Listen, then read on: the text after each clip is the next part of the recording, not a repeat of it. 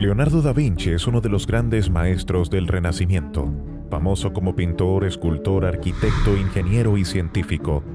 Su profundo amor por el conocimiento y la investigación fueron la clave de su obra. Sus innovaciones en el campo de la pintura determinaron la evolución del arte italiano durante más de un siglo después de su muerte.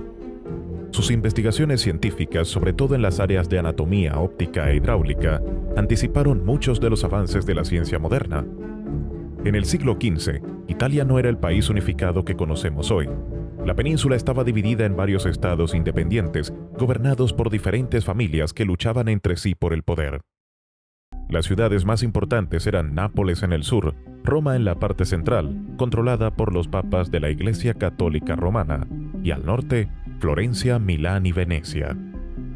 En ese tiempo, Italia estaba compuesta por varias ciudades-estado independientes como Venecia, Florencia, Milán, Nápoles y Roma, entre otras. Estas ciudades eran centros de comercio, arte y cultura, y cada una tenía su propio gobierno y ejército. El Renacimiento estaba en pleno apogeo en Italia durante el siglo XV, lo que llevó a un florecimiento del arte, la arquitectura, la literatura y la ciencia. Grandes artistas como Leonardo da Vinci, Miguel Ángel y Rafael estaban activos en esta época, creando algunas de las obras maestras más famosas de la historia del arte. Además, el poderoso papado en Roma ejercía una gran influencia política y religiosa en toda Europa. Los conflictos entre las distintas ciudades-estado eran comunes y la lucha por el poder y el control territorial era constante. La Italia del siglo XV era un lugar de gran esplendor cultural y artístico, pero también estaba marcada por rivalidades políticas y conflictos territoriales entre las diferentes ciudades-estado. Leonardo di Ser Piero da Vinci nació el 15 de abril de 1452 en una casa de Anciano, a 13 kilómetros del pueblo toscano de Vinci, siendo hijo natural e ilegítimo de Ser Piero da Vinci, un prominente notario florentino. El padre de Leonardo da Vinci, Piero da Vinci, era un notario y un hombre de negocios, y se casó con una mujer llamada Caterina. Piero tuvo varios hijos, incluyendo a Leonardo, que nació de una relación extramatrimonial. Leonardo da Vinci fue el hijo ilegítimo de Piero, y aunque no se sabe exactamente cuántos hermanos tuvo, se cree que tenía al menos 17 medio hermanos, ya que su padre se casó 4 veces después de la muerte de Caterina. ¿Hubo algún hermano de Leonardo que resaltara en algo?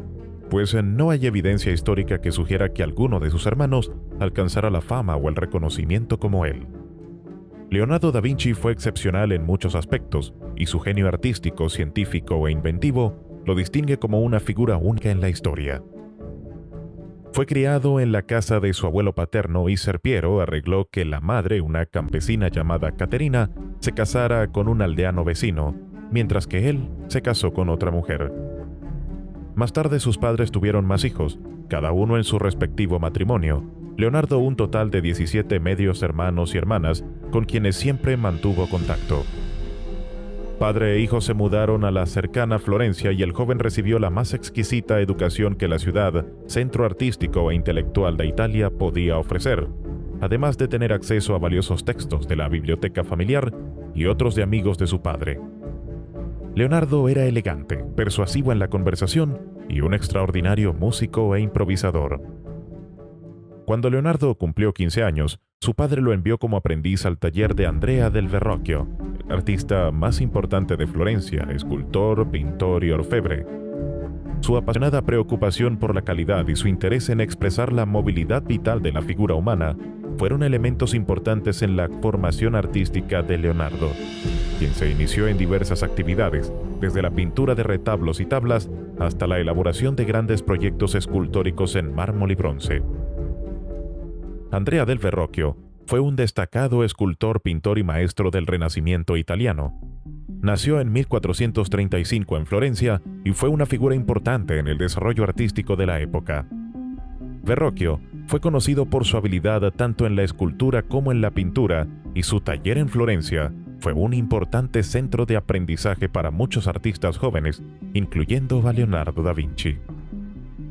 Leonardo da Vinci se convirtió en aprendiz de Verrocchio en su juventud y trabajó en el taller de Verrocchio durante varios años.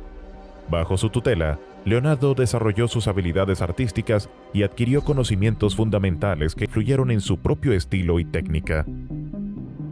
Además de ser maestro de Leonardo da Vinci, Verrocchio dejó un legado significativo a través de sus propias obras escultóricas y pictóricas que reflejan la maestría técnica y el realismo característicos del Renacimiento.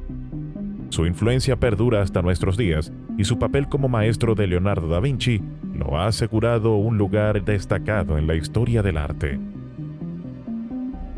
En esta etapa de su formación, el joven también estudió la anatomía humana, participando en la disección de cadáveres de criminales en la facultad médica. Para entonces no existían la refrigeración o la conservación con formol, y los cuerpos se descomponían muy rápido, por lo que Leonardo trabajaba velozmente, realizando observaciones y apuntes, movido por su gran curiosidad. Sus estudios de anatomía le permitieron conocer las proporciones físicas de las personas, logrando figuras de asombrosa exactitud al representar la figura humana, cuyo ideal siempre buscó.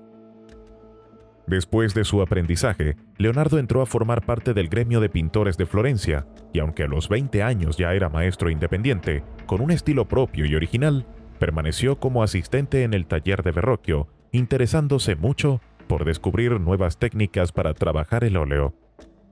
Su reputación crecía y los encargos aumentaban.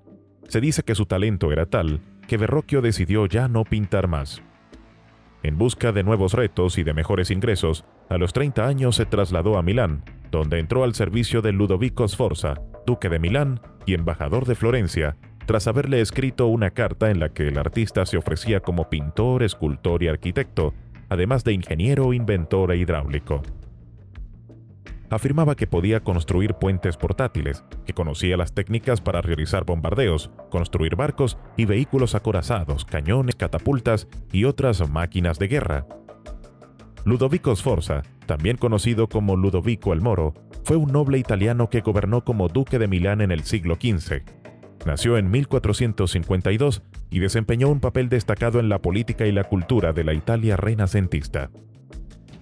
Ludovico Sforza fue conocido por su mecenazgo hacia artistas, científicos y pensadores de su tiempo, lo que contribuyó al florecimiento del Renacimiento en Milán.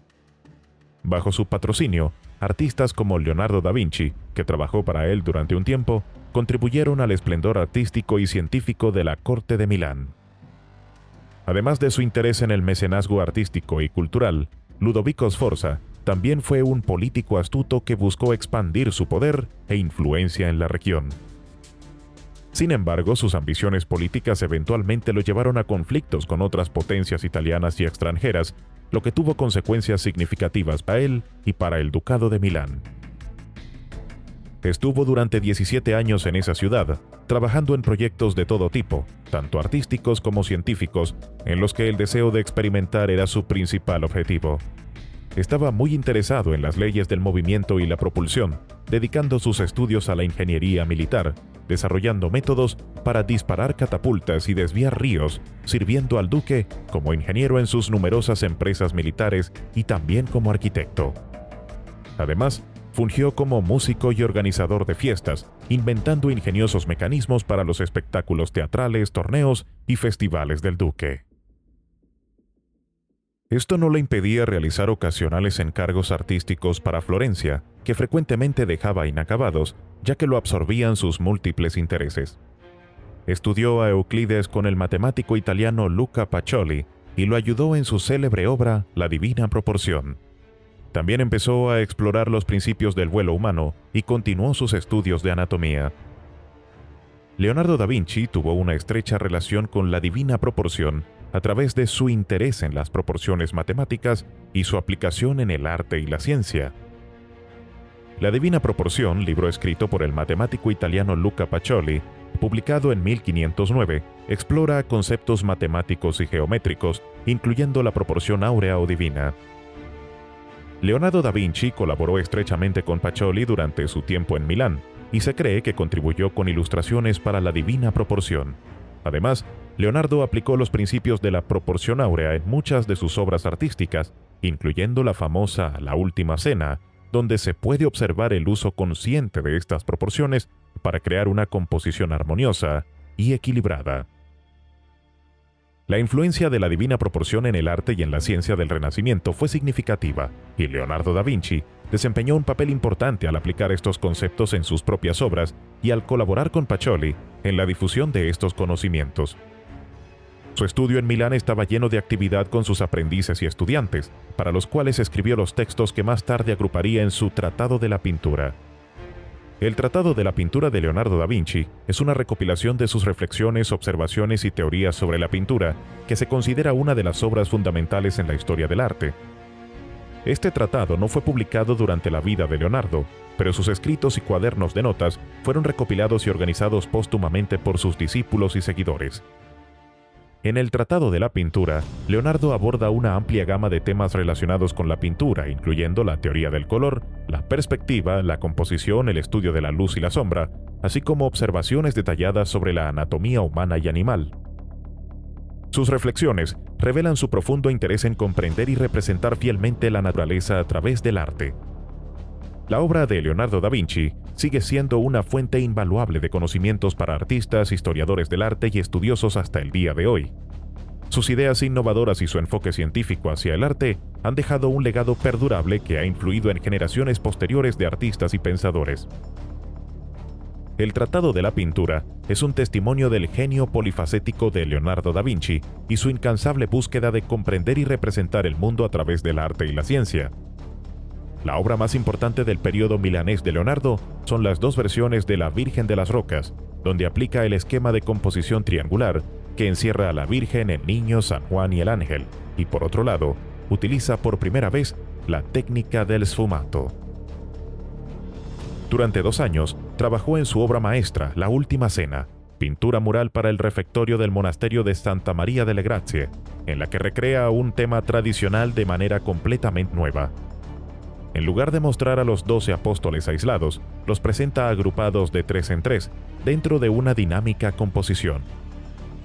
La Última Cena es una de las obras más famosas y reconocidas de Leonardo da Vinci y representa el momento descrito en la Biblia en el que Jesús comparte su última cena con sus discípulos antes de su crucifixión. La pintura es conocida por su compleja composición, la expresión de los personajes y su impacto visual. La obra fue encargada por Ludovico Sforza, duque de Milán, para decorar el refectorio del convento dominico de Santa María delle Grazie en Milán. Leonardo comenzó a trabajar en la pintura alrededor de 1495 y completó la obra alrededor de 1498. Utilizó una técnica experimental que involucraba capas delgadas de pintura aplicadas sobre yeso seco, conocida como fresco seco, lo que contribuyó a los desafíos técnicos que enfrentó durante su creación. La composición de la pintura es notable por la forma en que Leonardo capturó el momento en el que Jesús anuncia que uno de sus discípulos lo traicionará. Las reacciones emocionales y las expresiones de los discípulos son un aspecto destacado de la obra, mostrando una gama de emociones que van desde la sorpresa hasta la consternación. Además, Leonardo utilizó la perspectiva lineal para crear un sentido de profundidad y realismo en la escena, centrándose en la interacción entre los personajes. El estado actual de conservación de La Última Cena ha sido objeto de preocupación debido a los desafíos que ha enfrentado a lo largo del tiempo, incluyendo daños causados por la humedad, restauraciones anteriores y el paso natural del tiempo. Sin embargo, se han realizado esfuerzos continuos para preservar y restaurar esta icónica obra maestra. El impacto duradero de La Última Cena se debe a su innovadora representación visual del relato bíblico, así como a las técnicas artísticas pioneras utilizadas por Leonardo. La pintura ha inspirado numerosas interpretaciones, análisis y debates a lo largo de los siglos, consolidándose como una obra fundamental en la historia del arte occidental. La Última Cena de Leonardo da Vinci es una obra maestra icónica que ha capturado la imaginación y admiración del público durante siglos, tanto por su significado religioso como por su genialidad artística y técnica. Desgraciadamente, su empleo experimental del óleo sobre yeso seco provocó problemas técnicos que condujeron a su rápido deterioro 3 años después. Desde 1726, se llevaron a cabo intentos fallidos de restauración y la pintura resistió a varias guerras, incluyendo los bombardeos de la Segunda Guerra Mundial. En 1977, se inició un programa haciendo uso de las más modernas tecnologías, como consecuencia de la cual se han experimentado algunas mejoras. Aunque la mayor parte de la superficie original se ha perdido, la grandiosidad de la exposición y la penetración fisonómica y psicológica de los personajes dan una vaga visión de su pasado esplendor. Durante su larga estancia en Milán, Leonardo también realizó otras pinturas y dibujos, la mayoría de los cuales no se conservan, escenografías teatrales, dibujos arquitectónicos y modelos para la cúpula de la catedral de la ciudad. Su mayor encargo fue el monumento ecuestre en bronce al tamaño colosal de Francesco Sforza, padre de Ludovico, para su ubicación en el patio del Castillo Sforzesco, en la que Leonardo trabajó durante 16 años. Sin embargo, en diciembre de 1499, la familia Sforza fue expulsada de Milán por las tropas francesas. Leonardo dejó la estatua inacabada y esta fue destruida por los arqueros franceses. El monumento ecuestre a Francesco Sforza es una de las obras monumentales más destacadas de Leonardo da Vinci, aunque lamentablemente nunca llegó a completarse. El monumento fue encargado por Ludovico Sforza, duque de Milán, para conmemorar a su padre Francesco Sforza, quien fue un destacado condottiero y gobernante del Renacimiento italiano. El monumento estaba destinado a ser una escultura ecuestre monumental que representaría a Francesco Sforza a caballo. Leonardo diseñó una estructura colosal que habría sido una de las más grandes y ambiciosas de su tiempo. El diseño original incluía un caballo en bronce con dimensiones impresionantes, lo que había representado un hito en la escultura ecuestre. Leonardo se enfrentó a numerosos desafíos técnicos durante la finalización del monumento, particularmente en relación con la fundición del gran caballo de bronce. A pesar de sus esfuerzos incansables, el monumento nunca llegó a completarse durante la vida de Leonardo. Eventualmente, los recursos destinados al proyecto se desviaron hacia fines militares y la fundición de bronce se utilizó para crear cañones en lugar de la escultura planificada. Aunque el monumento ecuestre a Francesco Sforza nunca se materializó en su forma completa, su influencia perdurable radica en el impacto que tuvo en la obra y el legado de Leonardo da Vinci. El diseño y la ambición detrás de esta obra reflejan la visión innovadora y la capacidad técnica de Leonardo como artista e ingeniero. El legado del monumento ecuestre a Francesco Sforza ha inspirado interpretaciones posteriores y es un testimonio del genio visionario de Leonardo da Vinci. Aunque el monumento original no se completó, su importancia histórica y artística perdura como un ejemplo notable del alcance creativo y técnico del Renacimiento italiano. El monumento ecuestre a Francesco Sforza representa un ambicioso proyecto artístico que ilustra la grandeza visionaria de Leonardo da Vinci y su contribución perdurable al mundo del arte y la escultura. Tras la invasión de Milán por las tropas francesas, Leonardo regresó a Florencia para trabajar como ingeniero militar. Por esos años, realizó múltiples disecciones, mejorando y perfeccionando su conocimiento de la anatomía. Durante el tiempo en que Leonardo da Vinci vivió en Italia, el país enfrentó una serie de invasiones por parte de Francia que tuvieron un impacto significativo en la vida y el trabajo del renombrado artista e inventor. En 1499, las fuerzas francesas, dirigidas por el rey Luis XII, invadieron el norte de Italia, lo que llevó al colapso del gobierno de Ludovico Sforza, el mecenas de Leonardo. Este evento marcó un periodo de inestabilidad y conflicto en la región, y tuvo repercusiones directas en la vida de Leonardo y su entorno. La invasión francesa alteró el patrocinio artístico y las dinámicas sociales en Italia, lo que afectó la estabilidad financiera y emocional de Leonardo. El debilitamiento de los mecenas tradicionales como los Sforza y la llegada de nuevos gobernantes extranjeros influyeron en la disponibilidad de recursos para proyectos artísticos y científicos. Además, el clima político tenso y cambiante pudo haber tenido un impacto en la libertad creativa y la seguridad personal de Leonardo. A nivel personal, la invasión francesa también pudo haber llevado a un periodo de inestabilidad para Leonardo, quien se vio obligado a adaptarse a las circunstancias cambiantes y buscar nuevas oportunidades para su trabajo. A pesar de estos desafíos, el periodo también puede haber estimulado su curiosidad científica y su interés en la ingeniería militar, ya que sirvió como asesor técnico para los líderes militares. La invasión francesa de Italia durante la vida de Leonardo da Vinci representó un momento crucial que influyó en su vida personal, su carrera artística y su participación en los círculos intelectuales y políticos de la época. Este contexto histórico complejo proporciona una comprensión más profunda del entorno en el que Leonardo desarrolló su obra maestra e innovaciones revolucionarias. Viajó un año a Roma y entró al servicio de César Borgia, hijo del Papa Alejandro VI. En su calidad de arquitecto e ingeniero mayor de Borgia, Leonardo supervisó las obras en las fortalezas de los territorios papales del centro de Italia, viajó con su ejército y diseñó un puente para cruzar el Golfo de Estambul, que no llegó a construirse, pero que hoy en día es considerado perfectamente viable por los ingenieros modernos. Fue miembro de la comisión de artistas encargados de decidir sobre el adecuado emplazamiento del David de Miguel Ángel en Florencia. Ejerció como ingeniero en la guerra de esta ciudad contra Pisa y conoció a Maquiavelo, autor de El Príncipe, quien lo ayudó a conseguir el encargo de pintar la batalla de Anghiani. Cesare Borgia, también conocido como César Borja, fue un destacado personaje del Renacimiento italiano y una figura central en la historia política de la península itálica en el siglo XV. César Borgia nació en 1475 en Roma y fue el hijo de Rodrigo Borgia, quien más tarde se convirtió en el Papa Alejandro VI. César Borgia es recordado por su ambición política, astucia militar y habilidades diplomáticas. Durante su vida, desempeñó un papel crucial en la consolidación del poder de su familia, los Borgia, y estuvo involucrado en numerosos acontecimientos históricos significativos. César Borgia sirvió como capitán general de los ejércitos papales y desempeñó un papel destacado en las intrigas políticas de la época. Se le atribuye la implementación de estrategias militares innovadoras y tácticas políticas astutas que le permitieron expandir el dominio territorial de su familia en Italia central.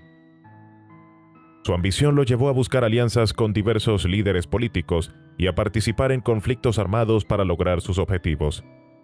Sin embargo, su ascenso meteórico también generó controversia y antagonismos, lo que finalmente contribuyó a su caída. La muerte de su padre, el Papa Alejandro VI, y la posterior elección de un nuevo pontífice marcó el declive del poder político de César Borgia. Después de una serie de reveses políticos y militares, perdió gran parte de su influencia y finalmente fue capturado y encarcelado. César Borgia falleció en 1507 a la edad de 31 años.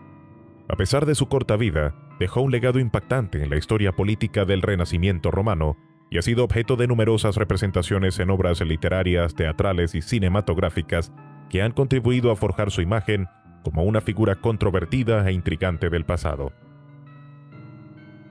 Durante su segundo periodo florentino, Leonardo pintó varios retratos, pero el único que se ha conservado es el de la Mona Lisa, el más famoso de toda la historia de la pintura, también conocido como la Gioconda, al identificarse a la modelo como Lisa Gherardini, la esposa de Francesco del Giocondo, aunque se han barajado varias hipótesis sobre su verdadera identidad, incluyendo la teoría de que es un autorretrato del artista.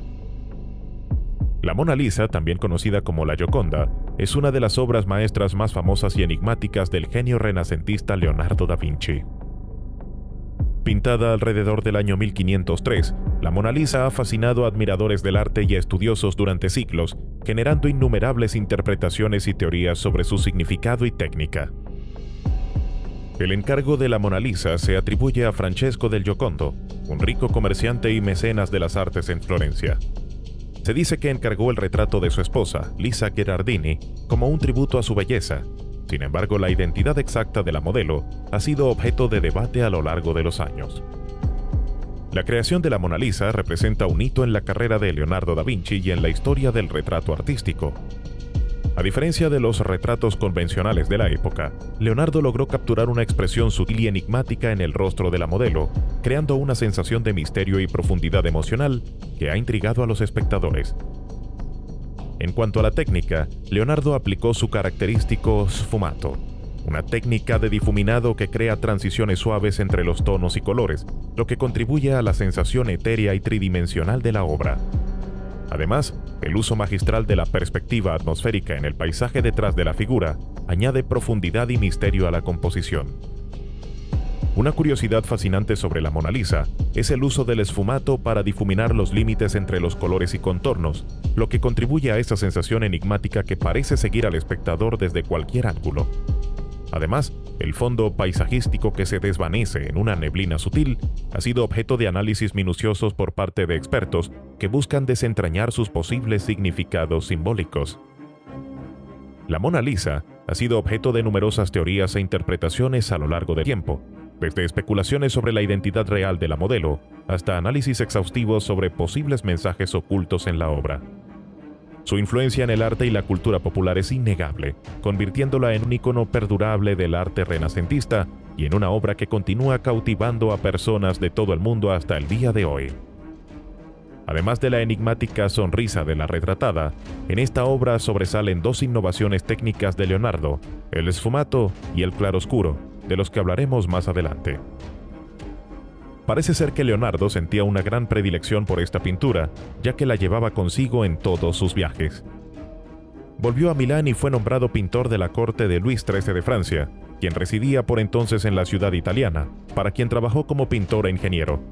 En esta época, retomó sus estudios de anatomía, urbanismo, óptica e ingeniería hidráulica.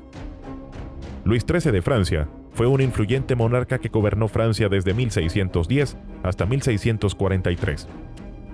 Durante su reinado, Francia experimentó importantes cambios políticos y militares y Luis XIII desempeñó un papel crucial en la consolidación del poder real y en la promoción del arte y la cultura. Leonardo da Vinci no llegó a conocer personalmente a Luis XIII. Su padre, el rey Francisco I de Francia, fue un gran admirador y mecenas del genio renacentista. Francisco I invitó a Leonardo da Vinci a vivir en Francia durante los últimos años de su vida, brindándole protección y apoyo para que continuara con sus investigaciones científicas y artísticas.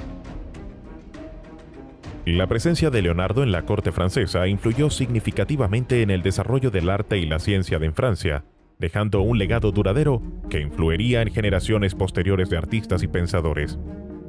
Aunque Luis XIII no interactuó directamente con Leonardo, su reinado estuvo marcado por la herencia cultural dejada por el genio renacentista, gracias al mecenazgo de su padre.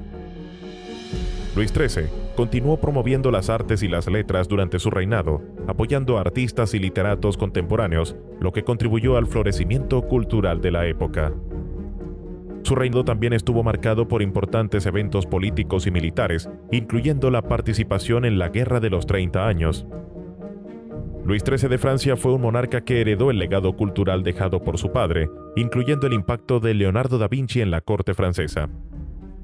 Aunque no tuvo una relación directa con Leonardo, su reinado estuvo impregnado por la influencia del genio renacentista y marcado por su apoyo continuo a las artes y la cultura.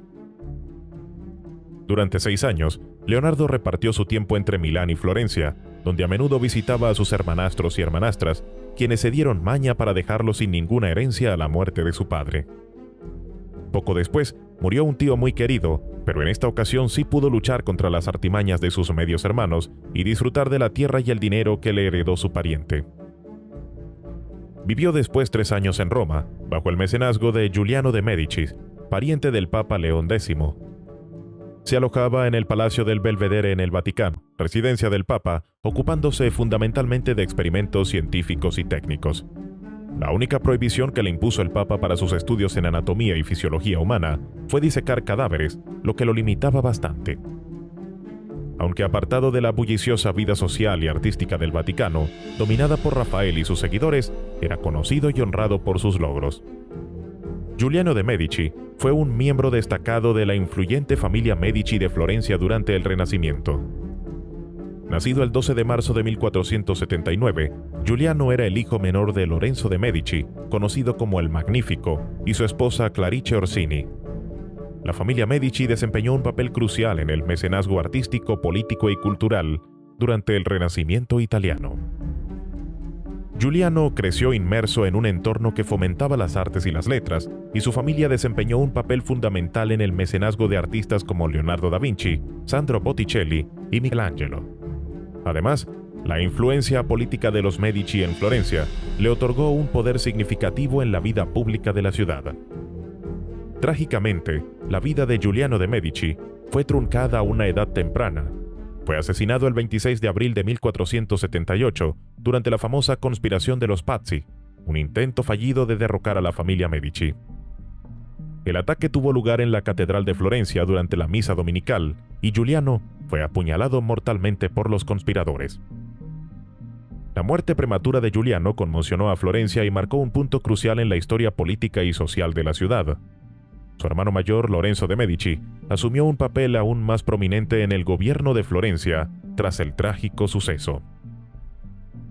A pesar de su corta vida, Giuliano de Medici dejó una huella duradera en la historia del Renacimiento italiano debido a su linaje familiar, su conexión con importantes figuras del arte y la cultura, y el impacto que su muerte tuvo en el curso político de Florencia.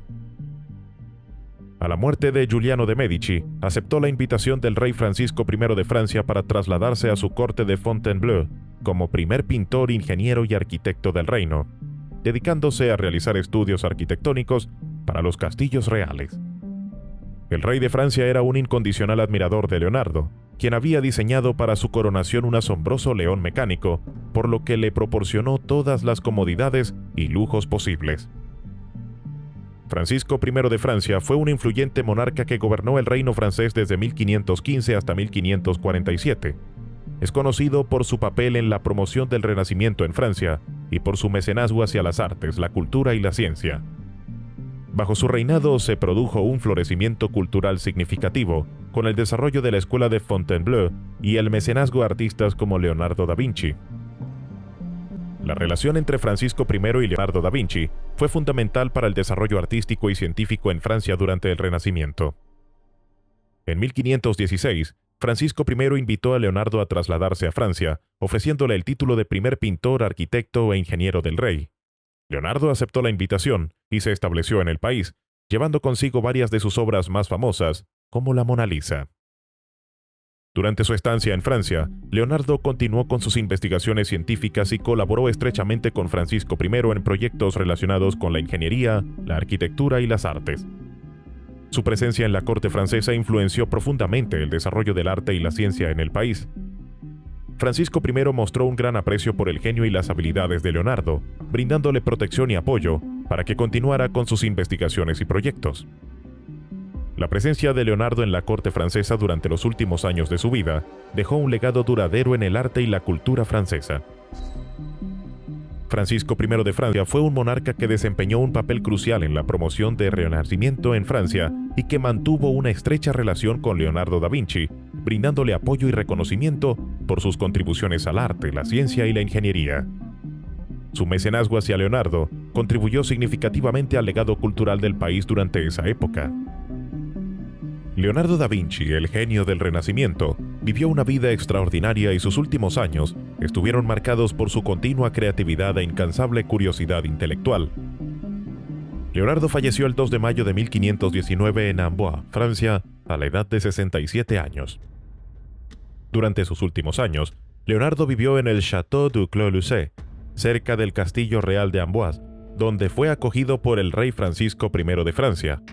A lo largo de su estancia en Francia, Leonardo continuó trabajando en una amplia gama de proyectos artísticos y científicos, dejando un legado perdurable en ambos campos. A pesar de su avanzada edad, Leonardo mantuvo su pasión por la observación y el estudio de la naturaleza. Continuó explorando temas como la anatomía humana, la botánica, la geología y la física. Además, siguió trabajando en proyectos artísticos y arquitectónicos, dejando bocetos e ideas innovadoras que reflejaban su inigualable visión creativa. En sus últimos años, Leonardo también disfrutó del mecenazgo y la compañía del rey Francisco I, quien lo consideraba un amigo y le brindaba protección y apoyo en su trabajo. Su presencia en la corte francesa le permitió seguir influyendo en el desarrollo del arte y la ciencia en el país. La muerte de Leonardo da Vinci en 1519 marcó el final de una era para el Renacimiento italiano y para la historia del arte y la ciencia. Su legado perdura hasta nuestros días a través de sus obras maestras artísticas como la Mona Lisa y la Última Cena, así como por sus numerosos estudios científicos que adelantaron significativamente el conocimiento humano en campos como la anatomía, la ingeniería y la astronomía. Los últimos años de vida de Leonardo da Vinci estuvieron marcados por su continua creatividad e incansable búsqueda del conocimiento. Su estancia en Francia bajo el mecenazgo de Francisco I fue un capítulo significativo en su vida, durante el cual continuó dejando una huella indeleble en el mundo del arte y la ciencia, hasta su fallecimiento en 1519. Murió en el castillo de Clou el 12 de mayo de 1519 a los 67 años, en brazos del propio rey de Francia, según cuenta la leyenda. Fue encerrado en la iglesia de San Valentín en Amboise. En su testamento legó todos sus manuscritos, dibujos, instrumentos, libros, ropa y dinero a su alumno favorito, Francesco Melzi. Francesco Melzi fue un destacado discípulo y seguidor cercano de Leonardo da Vinci. Nacido en 1491 en Milán, Italia, Melzi provenía de una familia noble y cultivada que le proporcionó una educación humanista. A una edad temprana, ingresó al círculo íntimo de Leonardo da Vinci y se convirtió en su alumno y asistente más cercano. Melzi acompañó a Leonardo durante sus últimos años en Italia y también durante su traslado a Francia, donde el maestro italiano fue acogido por el rey Francisco I. Durante este periodo, Melzi no solo actuó como asistente personal de Leonardo, sino que también se convirtió en su principal heredero, recibiendo gran parte de los manuscritos, dibujos y pertenencias del genio del Renacimiento después de su fallecimiento. Después de la muerte de Leonardo, Melzi se convirtió en el guardián y protector de gran parte del legado artístico y científico del maestro. Asimismo, desplegó esfuerzos significativos para organizar y preservar los escritos y obras de Leonardo, contribuyendo así a la preservación del legado del genio renacentista para las generaciones futuras. Además de su papel como guardián del legado de Leonardo da Vinci, Melzi fue un hombre culto y respetado en la sociedad italiana de su tiempo. Su cercana relación con el maestro le otorgó un estatus especial entre los círculos artísticos e intelectuales de la época. Francesco Melzi fue un discípulo leal y seguidor cercano de Leonardo da Vinci, quien desempeñó un papel crucial en la preservación y difusión del legado artístico y científico del genio del Renacimiento una vez fallecido.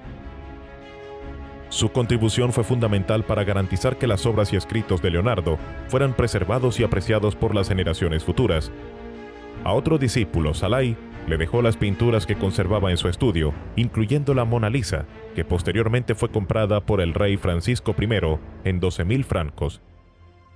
El proyecto inacabado que Leonardo realizó para un tratado de la pintura fue recogido por Melzi. El joven no lo ordenó ni lo supo conservar para su publicación. A la muerte de Francesco Melzi, la herencia de Leonardo comenzó a dispersarse entre los herederos del fiel discípulo. Sin tener la menor idea de su importancia, en un principio almacenaron los dibujos y manuscritos de Leonardo en un desván, regalando o vendiendo muy baratas algunas partes a amigos y coleccionistas. Al cabo de los años, se consiguió una edición provisional desordenada, sin coherencia, pero que progresivamente se trató de completar para dar una orientación general de las ideas de Leonardo acerca de la pintura, la arquitectura, el cuerpo humano y la botánica, todos los temas, en fin, que ocuparon su mente a lo largo de su vida. Actualmente, los dibujos y manuscritos de Leonardo están divididos en 10 diferentes códices que se conservan en distintos museos de Londres, Milán, Turín, París y Madrid, así como uno en la colección particular del magnate Bill Gates, por el cual pagó recientemente $30 millones. Aunque Leonardo dejó gran parte de su producción pictórica inacabada, fue un artista extremadamente innovador e influyente. Al comienzo de su trayectoria, su estilo era similar al de Verrocchio, pero poco a poco evolucionó hacia un estilo más libre, de modelado más suave, en el que incluyó efectos atmosféricos. Leonardo representó una ruptura con los modelos universales establecidos durante el 480. Se opuso al concepto de belleza ideal, defendiendo la imitación de la naturaleza con fidelidad, sin tratar de mejorarla. Contempló la fealdad y lo grotesco, como en sus dibujos de personajes deformes y cómicos, considerados las primeras caricaturas de la historia del arte. Su dominio del color y la atmósfera le hizo ser el primero en pintar el aire. La perspectiva aérea o atmosférica, como hoy se conoce, es una característica inconfundible de su obra, en especial de los paisajes, al considerar que la distancia se llenaba con aire y que éste hacía que los objetos lejanos perdieran nitidez y se vieran azulados. Su producción estuvo marcada por el claroscuro, la técnica de modelar las formas a través del contraste de luces y sombras, así como el esfumato, la técnica con la que difumina los contornos, consiguiendo así la perspectiva atmosférica en sus paisajes. Su faceta como dibujante también es destacable, conservándose una gran cantidad de apuntes que revelan su perfección técnica y su maestría en el estudio de las anatomías humanas, de animales y plantas. Probablemente su dibujo más famoso sea su autorretrato de anciano. Leonardo da Vinci fue un artista y pensador extraordinariamente versátil cuya visión de la estética y la belleza abarcaba una amplia gama de enfoques. Su comprensión de la belleza no se limitaba a la perfección idealizada, sino que incorporaba una apreciación profunda de la variedad y complejidad de la forma humana y natural. En sus ilustraciones anatómicas, Leonardo exploró la variedad de formas y estructuras del cuerpo humano con una atención meticulosa a los detalles. Sus estudios anatómicos revelan una fascinación por la complejidad y diversidad de las formas corporales, mostrando una apreciación por la singularidad y la belleza inherente a cada variación anatómica. Por otro lado, en sus obras artísticas como La Última Cena y La Mona Lisa, Leonardo demostró su habilidad para capturar la armonía y gracia en las formas humanas, así como en paisajes y composiciones. Su enfoque en lograr un equilibrio estético y una representación naturalista refleja su concepción de la belleza como algo que va más allá de la perfección idealizada, abarcando también la expresión individual y la complejidad emocional. Además, su interés por la proporción áurea y las matemáticas aplicadas al arte revela su búsqueda de una belleza fundamentada en principios universales y armoniosos. La meticulosidad con la que abordaba sus estudios sobre proporciones y perspectiva evidencia su compromiso con encontrar el equilibrio perfecto en sus representaciones visuales. La estética de Leonardo da Vinci era multifacética y abarcaba desde una apreciación detallada de las variaciones anatómicas hasta un compromiso con la armonía universal mediante un estudio de proporciones matemáticas. Su concepción de la belleza trascendía lo meramente idealizado para incluir la diversidad, complejidad y armonía presentes en el mundo natural y humano. En su estudio conocido como El hombre de Vitruvio, Da Vinci realizó una visión del hombre como centro del universo, al quedar inscrito en un círculo y un cuadrado. El cuadrado es la base de toda la arquitectura clásica, mientras que el uso del ángulo de 90 grados y la simetría son bases grecolatinas de la arquitectura. En este estudio anatómico buscó la proporcionalidad del cuerpo humano, el canon clásico o ideal de belleza, la famosa proporción áurea, siguiendo los estudios del arquitecto romano Vitruvio, quien vivió en el siglo I antes de nuestra era. El hombre de Vitruvio es un claro ejemplo del enfoque globalizador de Leonardo. Trataba de expresar el lugar de la humanidad en el plan global de las cosas. Para Leonardo, el hombre era el modelo del universo, y lo más importante era vincularlo con la naturaleza. La obra pictórica de Leonardo es muy escasa y discutida. El signo del artista fue el abandono sistemático de los proyectos que se le encargaban, por muchas medidas que tomaran los clientes mediante contratos y cláusulas de todo tipo. Él mismo no se definía como pintor, sino como ingeniero y arquitecto, incluso como escultor. Sin embargo, su prestigio en vida alcanzó grandes dimensiones, siendo alojado y admirado, como hemos visto, por la realeza y el mismo Papa. A causa de que ninguno de los proyectos escultóricos de Leonardo fue finalizado, el conocimiento de su arte tridimensional solo puede hacerse a través de sus dibujos. Lo mismo sucede con la arquitectura. Sus trazos arquitectónicos muestran maestría en la composición, claridad de expresión y un dominio de la antigüedad romana. Vivió en una época en la que el estudio de los clásicos estaba en plena vigencia. Sin embargo, tuvo dificultades intentando aprender latín y griego, los idiomas cultos y la llave de acceso a la cultura filosófica neoplatónica que dominaba Italia y parte de Europa. Escribió la mayor parte de sus escritos en toscano, un dialecto florentino. Leonardo escribía al revés, de derecha a izquierda, pudiendo leerse su escritura solamente vista a través de un espejo. La explicación más aceptada acerca de su escritura es que, como era zurdo, se le dificultaba escribir de izquierda a derecha sin que se embarrara la tinta. Solo cuando escribía una carta u otro texto para alguien más, lo hacía normalmente. Cuando al final de su vida sufrió una parálisis en el brazo derecho que le impedía pintar, pudo continuar dibujando y escribiendo sin problemas con su mano izquierda. Su vida personal es en gran parte un misterio. Apenas ha llegado a indicaciones acerca de sus costumbres, gustos o defectos.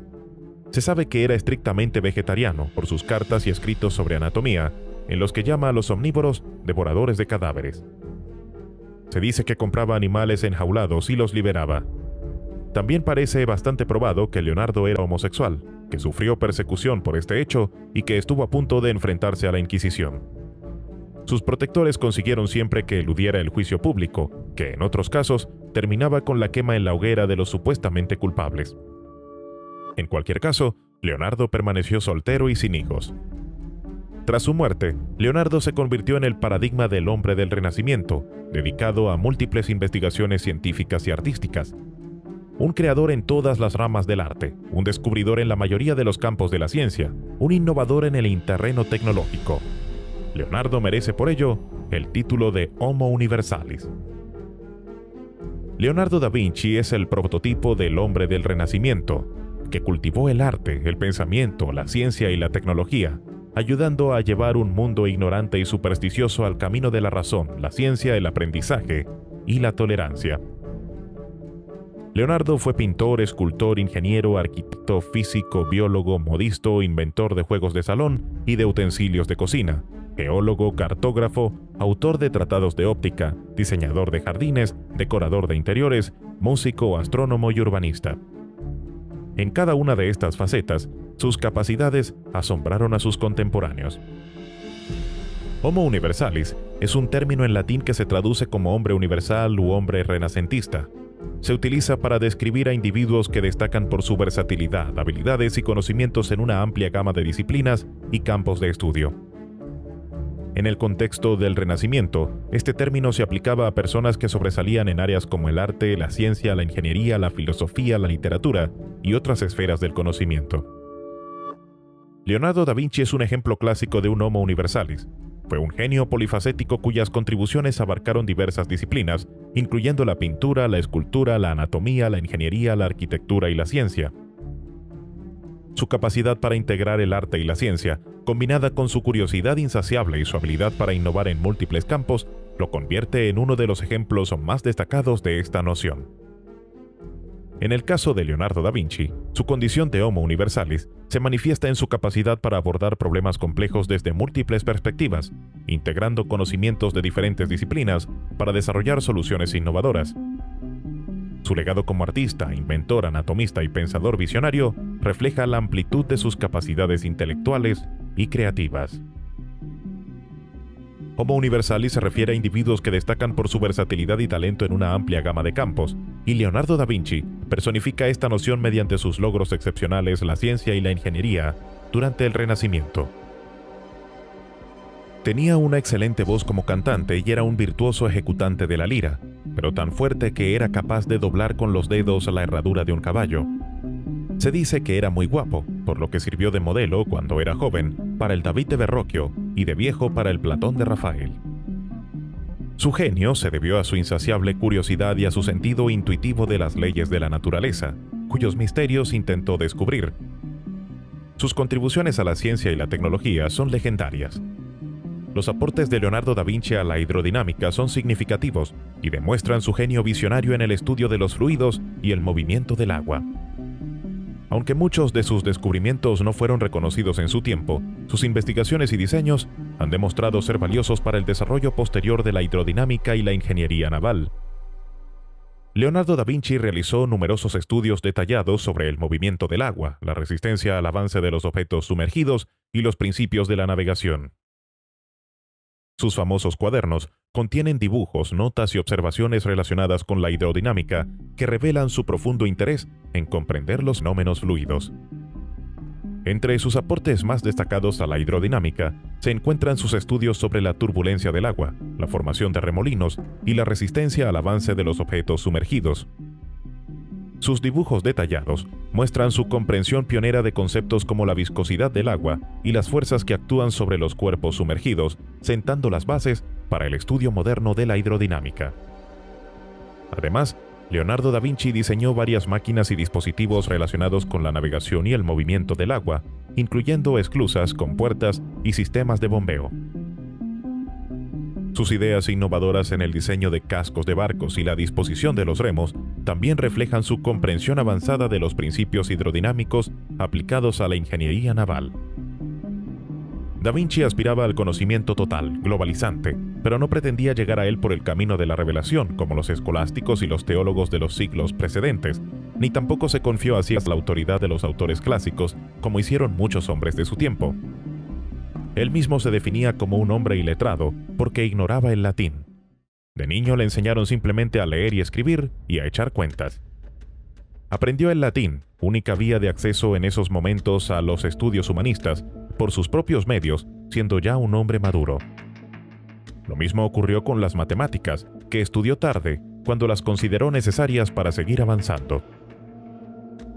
Leonardo comprendió y utilizó el auténtico método experimental un siglo antes de que Francis Bacon filosofase sobre él y de que Galileo lo pusiera en práctica. Dijo que la verdadera ciencia se basa en la observación y que si pudiera aplicarse a ella el razonamiento matemático, podría lograrse mayor certeza, lo que hoy en día es uno de los pasos fundamentales del método científico. En sus cuadernos, Leonardo dejó constancia de la importancia que concedía al método en la investigación, adelantándose a autores de la modernidad, tales como Descartes, y los preceptos que establece en su método en nada difieren de las modernas definiciones que hoy utilizamos para hablar del método científico. Estas son algunas de sus ideas. Al abordar un problema científico, dispongo primero diversos experimentos, ya que pretendo determinar el problema de acuerdo con la experiencia, mostrando luego por qué los cuerpos se ven obligados a actuar de ese modo. Ese es el método que hay que seguir en todas las investigaciones sobre los fenómenos de la naturaleza. Hemos de consultar a la experiencia en una diversidad de casos y circunstancias hasta que podamos extraer de ellos una regla general que en ellos se contenga. ¿Para qué son útiles estas reglas? Nos conducen a ulteriores investigaciones sobre la naturaleza y a las creaciones artísticas. Nos impiden engañarnos a nosotros mismos o a los demás, prometiéndonos resultados que no se pueden conseguir. Muchos pensarán que tienen motivo para reprocharme, diciendo que mis pruebas contradicen la autoridad de ciertos hombres tenidos en gran estima por sus inexperimentadas teorías, sin considerar que mis obras son el resultado de la experiencia simple y llana que es la verdadera maestra. No existen conocimientos más elevados o más bajos, sino un conocimiento único que emana de la experimentación. Leonardo pensaba que la mecánica era la más noble de las ciencias, puesto que por medio de ella realizan sus acciones todos los cuerpos que poseen movimiento. Previó el principio de la inercia, que después Galileo demostró experimentalmente. Demostró la ley de la palanca por el método de las velocidades virtuales, un principio que ya enunciaba Aristóteles y también utilizó más tarde Galileo. Se interesó por la hidrodinámica, estudiando las corrientes de agua y la propagación de las olas sobre la superficie. De las olas en el agua pasó a las ondas en el aire y a las leyes del sonido, adelantándose a la moderna teoría ondulatoria de la luz. Los aportes de Leonardo da Vinci a la hidrodinámica son significativos y demuestran su genio visionario en el estudio de los fluidos y el movimiento del agua. Aunque muchos de sus descubrimientos no fueron reconocidos en su tiempo, sus investigaciones y diseños han demostrado ser valiosos para el desarrollo posterior de la hidrodinámica y la ingeniería naval. Leonardo da Vinci realizó numerosos estudios detallados sobre el movimiento del agua, la resistencia al avance de los objetos sumergidos y los principios de navegación. Sus famosos cuadernos contienen dibujos, notas y observaciones relacionadas con la hidrodinámica que revelan su profundo interés en comprender los fenómenos fluidos. Entre sus aportes más destacados a la hidrodinámica se encuentran sus estudios sobre la turbulencia del agua, la formación de remolinos y la resistencia al avance de los objetos sumergidos. Sus dibujos detallados muestran su comprensión pionera de conceptos como la viscosidad del agua y las fuerzas que actúan sobre los cuerpos sumergidos, sentando las bases para el estudio moderno de la hidrodinámica. Además, Leonardo da Vinci diseñó varias máquinas y dispositivos relacionados con la navegación y el movimiento del agua, incluyendo esclusas, compuertas y sistemas de bombeo. Sus ideas innovadoras en el diseño de cascos de barcos y la disposición de remos también reflejan su comprensión avanzada de los principios hidrodinámicos aplicados a la ingeniería naval. En el campo de la astronomía, Leonardo afirmó que la Tierra es uno de tantos astros y que refleja la luz del Sol igual que la Luna. Explicó que nuestro planeta lleva grabadas las huellas de su historia, anteriormente a toda reseña escrita. Los fósiles que se encuentran en las altas montañas continentales se produjeron en el agua del mar. Han tenido que producirse cambios en la corteza de la Tierra, decía Leonardo. Tienen que haberse levantado las montañas para ocupar nuevas posiciones. Se sirvió de conchas marinas encontradas tierra adentro para apoyar la teoría de Alberto de Sajonia sobre la formación de las montañas. Si bien Leonardo da Vinci es más conocido por sus contribuciones en áreas como el arte, la ingeniería y la anatomía, también realizó importantes aportes a la astronomía, particularmente en relación con sus observaciones y reflexiones sobre el cosmos. En sus cuadernos, Leonardo registró detalladas observaciones astronómicas, incluyendo estudios sobre la naturaleza de la luz, los movimientos de los astros y las fases lunares.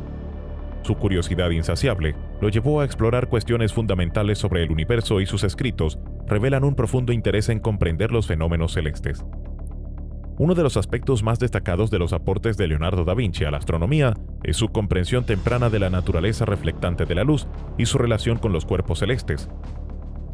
Sus observaciones sobre la refracción de la luz y los efectos atmosféricos en la percepción de los astros anticiparon conceptos que más tarde serían fundamentales para el desarrollo de la óptica y la astronomía. Además, Leonardo realizó dibujos detallados de cuerpos celestes, incluyendo la Luna, y registró observaciones sobre las fases lunares y los movimientos aparentes de los planetas. Si bien sus investigaciones astronómicas no tuvieron el impacto inmediato que tuvieron sus obras en otros campos, su enfoque precursor en la observación científica del cosmos contribuyó al avance posterior de la astronomía. En su condición de dibujante, pintor y escultor, Leonardo sintió la necesidad de conocer a fondo la anatomía humana. Desafiando la tradición eclesiástica, se procuró muchos cuerpos que luego diseccionaba, haciendo unos dibujos anatómicos que, aparte de exactitud, constituyen verdaderas obras de arte. Descubrió cómo la sangre recorre constantemente todo el cuerpo humano, llevando el alimento a cada una de sus partes y retirando los desechos, adelantándose así al descubrimiento de Harvey sobre la circulación de la sangre. Estudió los músculos del corazón e hizo dibujos de las válvulas que parecen demostrar que conoció su funcionamiento. En sus investigaciones urbanísticas, realizó un plano del sistema de desagües de una ciudad modelo y la construcción de esta en dos niveles, uno para peatones y otro para vehículos. Por la calle superior no debería pasar ningún vehículo. Para los carros y las cargas estaba reservada la calle inferior. En esta ciudad diseñó edificios públicos, como iglesias o el ayuntamiento, e incluyó estudios concretos sobre el sistema de escaleras y las instalaciones de calefacción. La fascinación de Leonardo por la maquinaria empezó desde muy joven. Como aprendiz en el estudio de Verrocchio, observó y usó una gran variedad de máquinas. Estudiándolas, obtuvo un conocimiento práctico acerca de su diseño y estructura. Algunos de sus primeros dibujos muestran cómo trabajaban las partes de diversas máquinas. Su gran talento como ilustrador le permitió dibujar sus ideas mecánicas con una claridad excepcional. 500 años después, muchos de sus dibujos pueden ser usados finalmente como planos para crear modelos perfectamente funcionales. Como ingeniero desarrolló los principios del vuelo, realizando más de 100 dibujos que ilustraban sus teorías. Hizo un diseño para la fabricación de una máquina voladora, el ornitóptero, un modelo dotado de alas giratorias equipado con amortiguadores para conseguir un suave aterrizaje.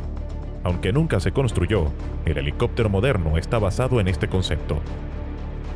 El primer paracaídas fue diseñado por Leonardo da Vinci, quien estaba convencido de su utilidad para cuando se construyeran las máquinas voladoras. También diseñó máquinas de guerra tales como el tanque blindado, dotado de una coraza en forma de cono, las embarcaciones sumergibles o submarinos, los trajes y equipo de aire para buzos de combate, fusiles de repetición, granadas y morteros. Aunque Leonardo aborrecía la guerra, a la que llamó locura bestial, no podía sustraerse a esta, ya que en su época Italia estaba constantemente en guerras entre los distintos estados. Como acudía a muchos banquetes de la nobleza, introdujo el uso de la servilleta en la mesa, considerando que se trataba de una medida higiénica y práctica, aunque fue adoptada plenamente tiempo después. Son muchos los inventos atribuidos a Leonardo, desde un vehículo automóvil hasta el común rallador de pan, pasando por una práctica sierra para mármol, una máquina para fabricar cuerdas, modernas puertas de batientes para las esclusas, una máquina para pulir espejos, una grúa móvil que facilitaría las labores de construcción, consiguiendo elevar pesadas cargas, y una excavadora flotante, que pretendía conseguir que los ríos fueran navegables. Sin embargo, ninguno de estos inventos pasó por el estadio del diseño, ni fue utilizado, a pesar de que Leonardo no solo diseñaba extraordinarias máquinas, sino que también se ocupaba de resolver todos y cada uno de los problemas relacionados con la construcción de las mismas. La gran mayoría de sus inventos se adelantaron cientos de años a su tiempo. Aunque Leonardo nunca llevó a efecto su 1000 veces aludido plan de escribir libros sobre las diferentes ramas de sus trabajos, es evidente que ejerció un gran influjo en sus contemporáneos. Como amigo de príncipes y estadistas, llegó a conocer también a todos los principales sabios de su tiempo. Es indudable que a través de ellos se salvaron algunas de sus ideas, que años después contribuirían a promover el nuevo desarrollo de la ciencia. Si tuviéramos que elegir un representante que encarnase en sí el verdadero espíritu del Renacimiento, habríamos de escoger la figura de Leonardo da Vinci. Por primera vez, todas las obras del genio italiano Leonardo da Vinci aparecen reunidas en un libro único que permite un acercamiento a su rica creación, que no es posible en ningún museo del mundo. Es el más completo que se ha editado hasta ahora sobre su obra pictórica y gráfica, un tomo de lujo que ya ha sido traducido del alemán a varios idiomas, entre ellos el español. Publicado bajo el título Leonardo da Vinci, todas las pinturas y dibujos, el libro fue presentado por primera vez al público el pasado 5 de abril en el Museo de Bellas Artes de Viena. Con 850 reproducciones en color, así como numerosas ampliaciones de detalles de sus cuadros, comprende un catálogo completo de todas las obras de Da Vinci, incluyendo las últimas investigaciones e información sobre el estado actual de cada una de ellas.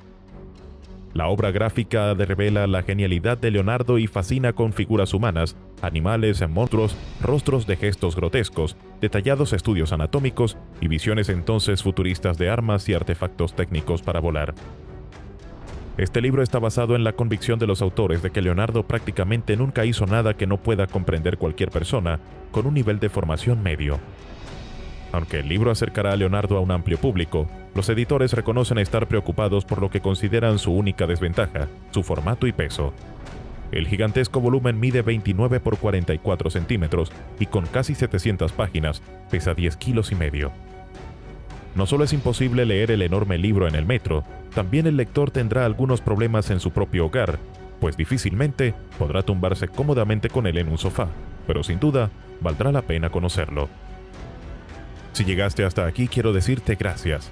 Espero que hayas disfrutado y si gustas ayúdame compartiendo el video. Espero tengas un hermoso día.